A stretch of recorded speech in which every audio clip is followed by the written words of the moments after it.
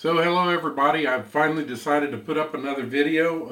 I've been having some problems with my camera, which is why I haven't done another one. I've actually recorded several other ones and they just had multiple problems with them. So I'm going to try to get through this one real quickly and give you a little update on what I've been doing. Also, Chuck Baker over at the River Valley Railroad, he shamed me into it. So Chuck, this one's for you. And I'm just kidding about that.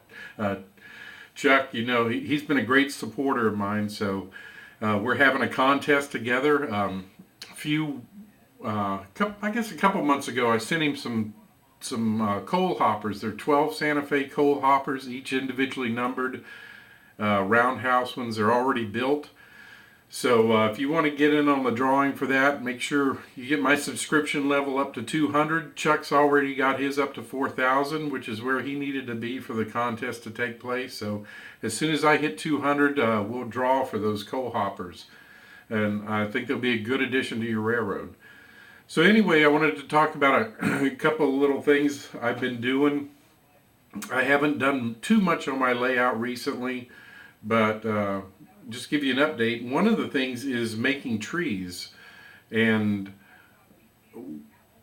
I have noticed that in the model railroad world, one of the types of trees that is really missing and is so prevalent in the South and across half the country is the loblolly pine.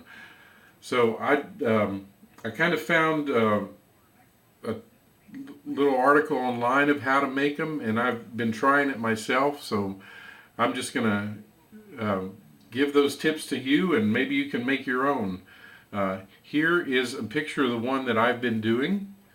I hope you can see that well enough. So this tree is pretty much free, and so you don't even have to pay a nickel to make these. So being that I'm modeling the Deep South, of course, I'm going to have to make a bunch of these if I want things to look realistic, because they are very prevalent around here. So these loblolly pines, you know, usually you see the fir trees or the ponderosa type pines, which they just don't really exist much in the South. So that's why I wanted to try to make one of these.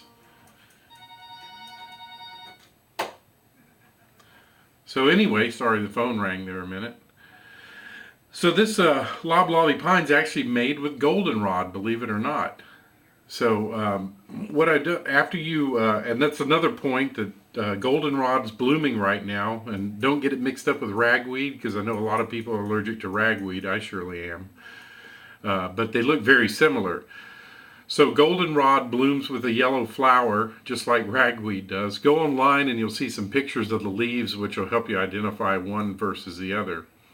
So at the end of the season, after it turns to seed, the flowers turn gray. They dry up and they turn gray, and that's when you want to pick them. Don't pick them any earlier, because they won't have the fuzzy look that you need to replicate the pine needles. So then you want to cover them with something that'll preserve them. I used a color tool paint, which I got at Michael's, and that's made specifically for plant material. So anyway, you can probably try to dip them in a thin solution of matte medium. That might work as well. I haven't tried that yet, but I might do that. So I think it came out pretty good. All you do is take a stick. I picked up this stick in the backyard, drilled holes in it, and then glued the different pieces of goldenrod into it like branches. Now I'm not completely finished with this tree yet. I'm going to fill it in a little bit more and put some more up at the top. I think the next one I'll probably file up at the top to make it a little pointier, and then have a couple top branches coming out of it. So anyway, I hope this has given you a good idea. This branch, I couldn't have lucked out much better. All I did was pick this up out of the yard and wash it with dark gray wash, and I think the color came out perfect. And I don't know if you can see the detail on it, but it almost looks like bark that's on a loblolly pine. So I think that came out really nicely. And this branch is actually off of a dogwood tree. So just like I said, I picked it up out of the yard, put dark gray wash on it, and wiped it down with a dark gray, and then I think the color is just about perfect. So anyway, kind of let me know what you think and how that looks. If anybody has any more tips and suggestions, of how to make loblolly pines, it's a good project. So the next thing is a good scenery tip, and I will try to zoom in here because over my Santa Fe boxcar that's there. Um, I don't know if you can see that gray in the background here. So, especially in railroad yards, a lot of times the ballast will get crushed finer and finer, and then you'll end up with just a powdery type consistence, over time. So you see a lot of fine dust and dirt in a railroad yard, but anywhere around the world, of course, you're going to need dust and dirt. And this scenery tip I think is great because it's so cheap. And I'll tell you what it is. I bought this, and I will zoom back out. Oh. And everybody's familiar with grout. So that's non-sanded grout I bought. And the great thing about this box was I think $11 or $12, but I haven't even put a dent in it. You can buy this and split it up with your friends, and it'll probably last you the rest of your life. So it's one of the cheapest scenery tips that I've ever found, except for the free trees. So and the good thing is you don't need to glue it down. You don't have to use wet water or anything like that. All I did was spread it on the layout, and after I spread it, I took a spray bottle of water and just sprayed water on it. So that was it. Doesn't take any glue. It just dries, and it's as solid as it can be. Now this is non-sanded grout, so non-sanded grout's a little finer. Sanded grout has silica sand in it, which makes it a little coarser, so you could use it for wider seams when you're grouting. Even some of you N scale and Z scale guys might want to look into sanded grout, using it for your ballast, because I know the fine ballast is about as large as I want to go for HO scale. So I'm not sure what you do. When you get down to Z scale and to N scale. So take a look at the grout. It comes in so many different colors, and it's so cheap. This huge box, like I said, you'll never run out of it. You could probably go in, buy a box with 5 other friends, and you'd still never run out of it for the rest of your life. So give that a try. The third thing I've been up to is I was lucky enough to obtain another stainless steel caboose, KCS stainless steel caboose, and I just finished painting this and decaling it. So this was made by Overland Models back in the 80s and the 90s. I think there were about 200 of them made. So this is my third one I was lucky enough to acquire off of eBay. And of course they're brass, but they're nickel plated, and the decals won't adhere very well to nickel plating, so I actually had to paint it, and then of course I decaled it. So this is, like I said, this is my third one. This is number 306. KCS's bay windows cabooses were very unique. The stainless steel ones, in that you'll notice that the bay window goes up to the roof line, which I don't know of any other bay window cabooses that did that.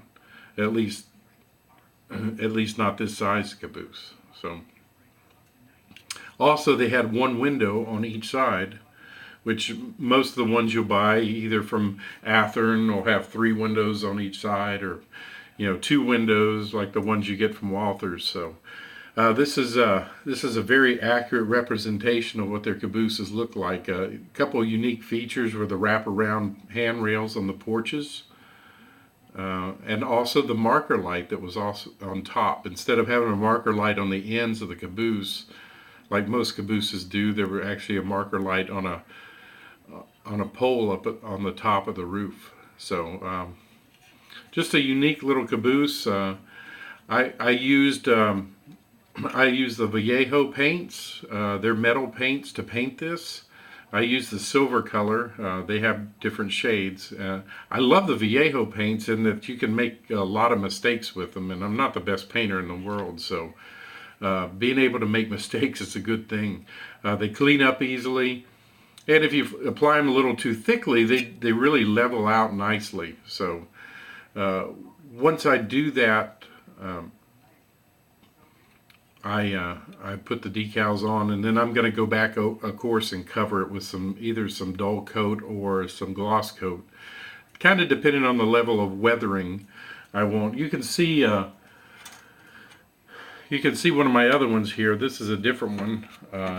I don't know how well you can tell it on camera, but I very heavily weathered this one, which is which is very prototypical of Kansas City Southern, especially in the 70s. Seemed like their stuff was really weathered before they sent it to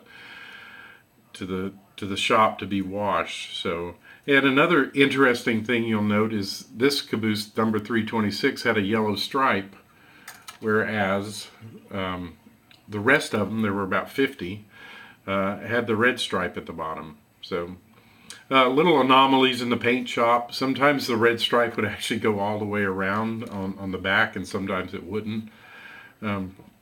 Just different things that happen in the paint shop. This one happens to have the 8-inch numbers on it, whereas some of them had 6-inch ones. So it's funny things you don't you don't think about, but I'm sure the guys in the paint shop weren't that meticulous. As long as it got numbered, that's all they cared about. So they didn't care if a modeler 20 or 30 years later was going to try to emulate it and find the right size decals. So anyway, this this bay windows caboose is really nice. It's funny, my cabooses are more expensive than any engine I have on my layout, which is very odd. So I'm sure that doesn't happen to most people. So, but if you're a purist like I am, you like to have what looks correct. So I just think they're very unique, and really glad to have a few of them. So anyway, that's what I have been up to.